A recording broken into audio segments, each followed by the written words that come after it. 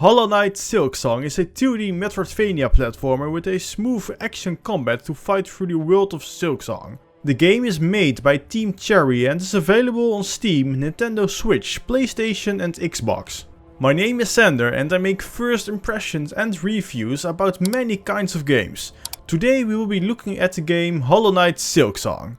Usually I like platformers and I can enjoy these kinds of combat styles, especially if it is made smooth like Hollow Knight. But I actually have never touched the first Hollow Knight game since it just didn't catch my interest. But a friend of mine gifted this game for my birthday and I decided to check it out. I will be giving my thoughts about this game as it is a standalone game without reading up about the story of the first Hollow Knight game. At the start of the game, we were met with a nice cutscene. While I wasn't entirely sure what was going on, it seems we were captured.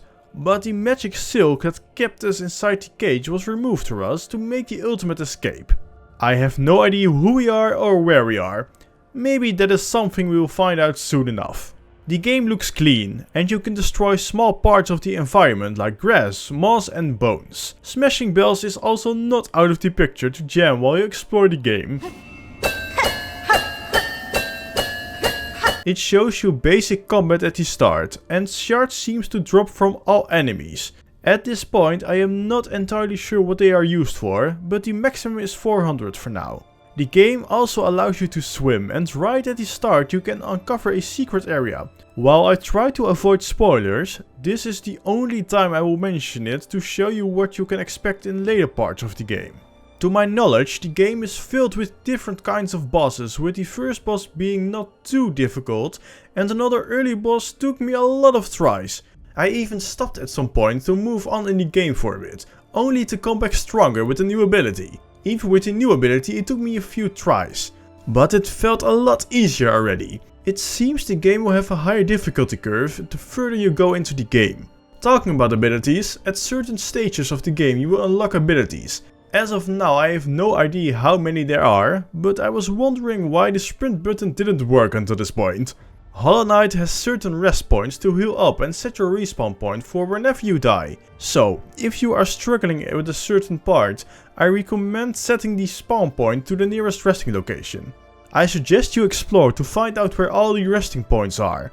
You can always come back later to all parts of the game. It seems exploration is not something you will be punished for. The game features shops to buy maps, different markers and even a compass to show you where you are in real time. This part instantly made me think of Zelda dungeons and temples. You can also talk to some NPCs around the area to immerse yourself in the story of this world. While I like to know the general story to at least know what is going on, I didn't read every single word since I don't play all games for the story.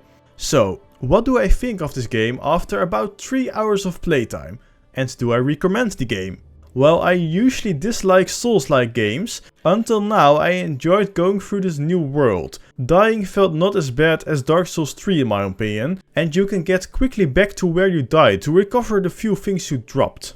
I do recommend this game if you like a difficult platformer with great combat. Where would I put it on my list? Well, next to Fantasy Life I. The game itself is good, but the Souls-like part is something I generally dislike. Even though it's not as bad as others in my opinion. So, even though it's not a game I would usually buy myself, I can see why many people love the game.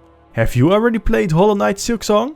What do you think of the game until this point? Make sure to share your thoughts in the comments and subscribe to my channel for more first impressions and review videos about any game I come across.